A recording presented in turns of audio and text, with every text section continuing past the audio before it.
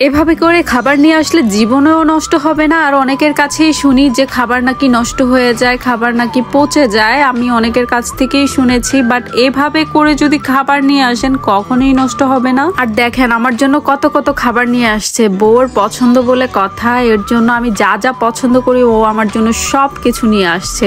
মানে ভাবা যায় এমন একটা জামাই থাকলে আর কিছুই লাগে না। ওর দেশে গিয়েছিল, প্রায় 1 সপ্তাহ বেশি ছিল ও দেশে। মূলত দেশে যাওয়ার কারণ হচ্ছে ওর মায়ের ক্যান্সার হয়েছে, এই কারণে দেশে যাওয়া। তারপরে আরেকটাও কারণ হচ্ছে ওর ভাইয়ের ছেলের সুন্নতে খতনার অনুষ্ঠান ছিল, সেই অনুষ্ঠানে অ্যাটেন্ড করেছে।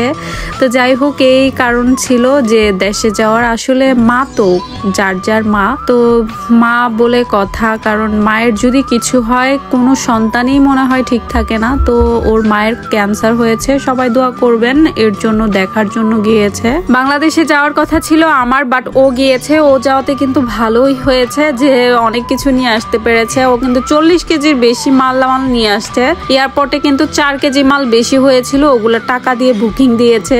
তো আসার পর আমাকে বলছিল। আর দেখেন অনেক অনেক খাবার নিয়ে আসছে আমার জন্য। খাবারগুলো সব ভালো ছিল, একটা খাবারও নষ্ট হয়নি। আসার পরই কিন্তু আমরা সবগুলা খুলে দেন ফ্রিজের মধ্যে রেখে দিয়েছিলাম। আমি কি বলবো, এত পরিমাণে খাবার নিয়ে আসছে।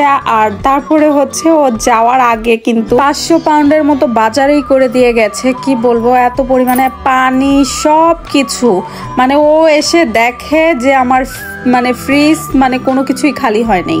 তো এই খাবার রাখবো কোথায়, কি একটা ঝামেলার মধ্যে পড়ে গেছিলাম, কি বলবো।